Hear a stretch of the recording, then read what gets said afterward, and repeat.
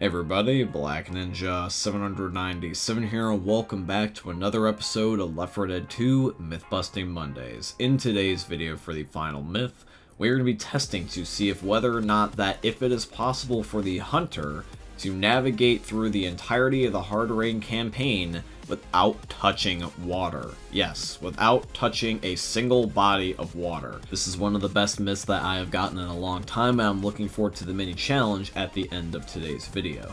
If you guys end up enjoying today's video by the end, please drop a like, subscribe if you are new, and if you have a myth of your very own that you would like to have be featured in next week's episode, please leave them here in the comments down below, or also alternatively, you can leave them within my Discord server, which is going to be linked down below in this video's description. With all that being said, guys, I hope you end up enjoying this week's episode of Left 4 Dead 2 Myth-Busting Mondays. Myth: can you explode a propane tank with the cars that tanks can punch? The first myth of today's episode is going to be submitted in by Shock. Shock submitted a myth in one of the most recent episodes of Myth-Busting Mondays, and he wanted to know if a car could explode a propane tank. But when we tested it, we used the Crash Course truck, and he said that that's fine, but he wants us to retest it again if we can with the normal cars that you see in-game, the ones that the tanks can send flying.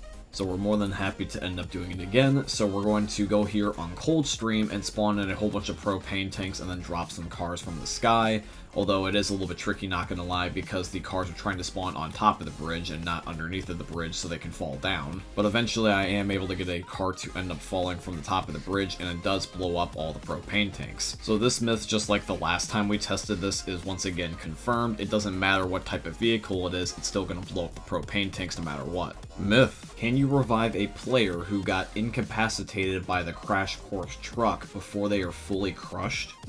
Alrighty guys, myth number 2 is submitted in by Isaiah, and Isaiah, thank you for subscribing. I noticed that you're brand new. So any second now, the Crash Course truck is going to land on top of Glabersko. I'm going to see if I can revive him before he's fully killed, but it looks like when I'm trying to revive him, the revive bar is actually not moving whatsoever and is basically suspended in time, and it kills him before I'm even able to save him. So that means that Myth 2 is busted. You cannot revive someone, even with adrenaline, if they're starting to get crushed by the Crash Course truck. Myth: can the tank punch you out of the No Mercy helicopter as the final cutscene is happening? Now, I don't know if this was exactly submitted for a myth, but it's at least something that I want to get proper credit for the idea. The inspiration for this idea comes from Matt. Now, there's two ways that we can do this. We can, number one, punch each other into the helicopter and hope they fly out the other door and fall off of the building, or two, we can punch them from the entrance and see if they'll just land back on the hospital. So why not try both? So we're going to try the first idea, where we're going to try to see if we can punch Glabersko out to the other end of the helicopter. So it's just mostly going to be a matter of timing here. I'm trying to give him as much warning as I can, and then I hit him. But I don't think he flew out the other end. I think all I did was just perfectly hit him inside the helicopter, because it looks like he didn't end up falling out. Alright, now it's time to try the other idea. I'm going to see if I can punch Glabersko back onto the hospital roof. Any second now, Glabersko should be walking towards me. He's just being surrounded by zombies at the moment. But unfortunately, what ends up happening is that he comes in right as I'm recharging my punch due to awkward timing. But I'm calling this plausible, actually, because I have seen people not get in the helicopter before in the past, and I'm fairly certain that all of you have too, because this is one of the easiest ones to get this messed up on. So yeah, I'm cool with calling it plausible for now. I just don't want to call it confirmed because I wasn't able to get it on video. Myth: is the witch smart enough to save herself from drowning after going to attack a survivor in water? Alrighty guys, the fourth myth is going to be submitted in by Nuketown 2015. We're going to be doing this on the Death Toll finale because this is the go-to spot relative to doing water myths. So two things I want to mention. Number one, even in the Death Toll finale, the water is high, but not that high. You would still have to crouch as a survivor to be fully submerged, and so if the witch is attacking a survivor, they would have to be incapacitated on the ground and have her leaning forward so her head goes underneath of the water. And second of all, the survivor would normally be killed way too quickly before the witch is able to start drowning, so we're going to purposely try to give ourselves HP as we're being attacked in the incapacitated state to prolong the process for as long as we can to see if it's even possible for the witch to drown. So here we go with that logic in mind. Glabersko's giving himself temporary HP, shooting the witch, and in a second here I'm going to incapacitate him so that way he doesn't have to navigate the menu back and forth. And in a second here, he's going to down, and he is now starting to be attacked by the witch while simultaneously drowning himself. Now, even though he's spamming and giving himself health, the witch kills him so damn fast that he's not even able to survive while spamming HP on himself, which means that the witch is going to kill him way too quickly and run away before she's even able to start drowning. Which means by a technicality, the myth is confirmed. The witch is smart enough, air quote, to not have herself drowned while attacking a survivor in the water, although I am curious to see what would have happened if we were able to just sit there infinitely, or if whether or not we were able to make the body of water higher. Alrighty guys, and now it's time for the final myth, and once again is going to be, is it possible for a hunter to go from start to finish on hard rain without touching a body of water? Is this challenge actually possible? And I can assure you, whether or not you think it's 100% confirmed or busted immediately, I can tell you that this was a 50-50. It was very, very close, so you're going to definitely want to watch from beginning to end. So with all that being said, let's now transition into the final myth and see what the final result was. Myth: can the hunter traverse the entirety of hard rain without touching water? The very last myth of today's episode is going to be submitted in by Wet Socks. So Wet Socks, I am up for the challenge and I'm more than happy to showcase it as the last myth in today's episode. So if you have more myths in mind, please submit more. I really like this one. So let's talk about the rules. The rules goes as follows. I am not allowed to touch a significant body of water. That goes for like puddles and stuff. If I do, I just have to go back to the last spot where I didn't touch water and then try again. This doesn't have to be done in one attempt or anything. All I just gotta do is just try to go from landmass to landmass without getting wet, basically. And I need to do this from the first starting area of every chapter all the way to getting to the safe room. So now that I've clarified the rules, let's get into the actual gameplay. And when it comes to the gameplay, it's very quite obvious that Chapter 1 and even Chapter 2 are going to be no issue whatsoever, because the rain is basically negligible. There is so little of rain on Chapter 1 and 2, especially Chapter 1, that I don't need to do anything just besides walk. I can just run to the safe room. But the challenge does call for me to end up completing the entire campaign, so rather than cutting the footage, I'm just going to fast forward it so you guys don't get bored. Now, the body of water doesn't start to show up until the very end of Chapter 2, because the very end of Chapter 2, when you end up going to the elevator panic event, when you start to go through the little maze area down below, that area does have decent puddles of water, so I did have to start being careful right around here. Luckily though for me, since the hunter can jump so far, all I had to do to avoid this was just do a little bit of a pounce.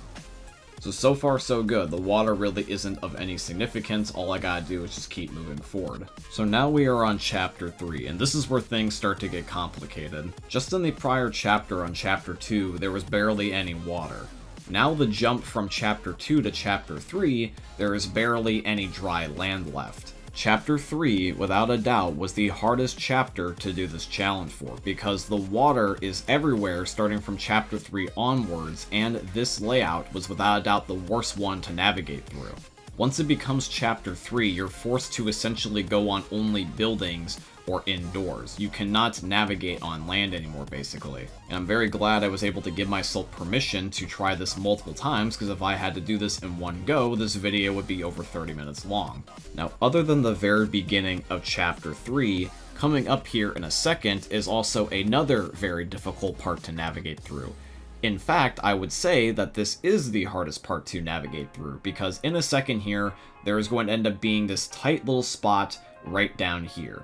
There is going to end up being this little pathway where the survivors have to walk through in order to end up getting into this building, and unfortunately, this area is completely flooded with water. If I were to touch that water, I would be breaking one of the rules, so in order to get out of this building, I would either A, have to bounce off wall to wall and then somehow land on something, or I gotta find an exit only special infected can go through themselves. Now, unfortunately for me, I'm not really aware of any alternative exits, at least at the very beginning of this video, because number one, I don't like hard rain, so I very rarely play this map, and two, I am very rusty at versus and haven't played it in a very long time. So please do forgive me if I don't notice a readily apparent exit that you would know about.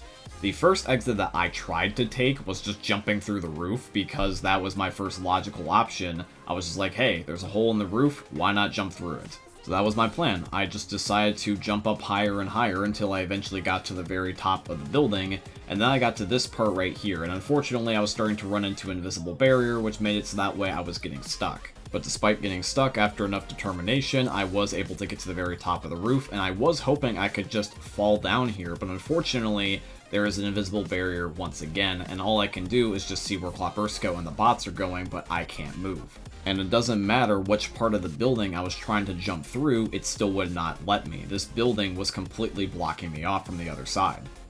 So since my first idea didn't work, I just decided to stay invisible and follow Klopursko while trying to look for alternative exits. Klopursko did find this area and thought I could climb through here, and I was like, okay, maybe I'll give this a try, but before I did end up taking that idea, I did manage to see another area that I could also take. While jumping around the building, I noticed that some windows had some climbing spots available, and I was originally going to head towards one of those, but then I also did find this area right here, which was just a hole in the wall that allowed me to be able to get out to the other side. If it wasn't for this extra exit being here, I would have had to touch the water and fail the challenge, but luckily, since I was able to take this pathway and still able to keep pressing forward, the challenge can continue. Now we're almost there, we have almost beaten Chapter 3. The safe room is within that little building, it's just that unfortunately the door is tucked away in the further back half of it, which means that it's more hard to navigate without touching water. So I'm just looking for nearby resources that I can use to parkour off of. So far I'm able to get from the building to the truck, and now I'm able to get from the truck to the tree, so that's going to be my idea. I'm going to stand on the very edge of this construction sign that's mounted to the truck, then I'm going to jump onto the tree and hang off of the bottom part, and now I need to jump into that windowsill. So I'm going to jump in there again until I end up landing on the little part of it. So this is my best attempt where I was able to land right on the edge of it, and now I have to jump on the trash bag to the other trash bag, and then finally jump inside of the safe room. That was damn difficult. Now even though Chapter 4 and 5 are still difficult, they're not nearly as difficult as Chapter 3, so the worst of it is over, and now it's just a matter of parkouring from basically rooftop to rooftop. So that is exactly what I'm doing right now, I'm just navigating on top of the buildings. Now even though this was difficult, this has been a very fun challenge so far. This is like the ultimate the floor is lava parkour challenge. By the end of this, if this does end up being confirmed, I do challenge you guys to try this yourselves and try to get it done in one go. I am curious to see if whether or not that you can do it. So in a moment here, the chapter should be wrapping up and we should be starting to get near the safe room. So all I gotta do is just jump on this roof, and then when I jump on this roof, the safe room is visible right there. So what I'm going to do is I'm going to jump on that vehicle nearby, and then I'm just going to land right next to the safe room because the safe room door is literally right there. So here we go, I'm going to jump at the safe room door, and luckily for me there's also a plank there, so that way I don't have to touch the water while landing on the steps. So that means that the 4th chapter is now complete. Alright guys, here is the last chapter. Now it is time for the finale, so I'm going to jump over here on top of the fence. Well, at least I'm going to try to because I slipped. Okay, let's try that again. So from the safe room, I'm going to jump onto that piece of land, then I'm going to walk on the fence so I don't slip, then I'm going to try to jump on the truck. It's a little complicated with the invisible barriers in the way, so now I'm on the truck, and now I'm going to try to jump onto the other truck, and when I get to there, I am now near the burger tank. We're almost home free, so I'm going to jump on the burger tank. So far so good, and now all I have to do is just get to the dock. So I'm going to land on this truck right here and jump to the dock. And I landed just barely on the dock, and if Virgil's boat was here, I would have made it to the very end. So the challenge is complete, and the final myth is confirmed. If you are playing as a hunter, from the very beginning to the very end, the entirety of Hard Rain can be completed without touching water.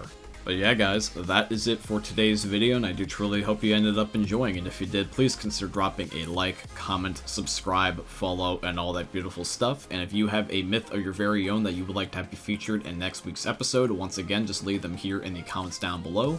Or also, alternatively, you can leave them within my Discord server, which is going to be linked down below in this video's description. And one last thing guys, I just want to say thank you, because we are less than 100 subscribers away from 6,000 subscribers. Holy fucking shit. The 5,000 subscribers special was uploaded 12 days ago as of the publishing of this video, and we've almost gained another 1,000 subs in less than 2 weeks. Like, I can't believe it. So thank you very much for the love on all the content recently. I am forever grateful, and thank you guys just for being here. It means the world to me. Be on the lookout for the 6,000 subscriber special coming very soon, and I hope you guys end up enjoying seeing another YouTube video from the most unique YouTubers are ever going to see. Thanks for watching, guys. I love all of you, and peace out. Hey, meme lords, Jesus here. And you better have enjoyed that video there by the eternal god Daddy Ninja. You should probably subscribe too, or the mighty Moab will come for your balls. If you enjoyed the video, you might like it too. And give me the memes. Flash, bang, boom!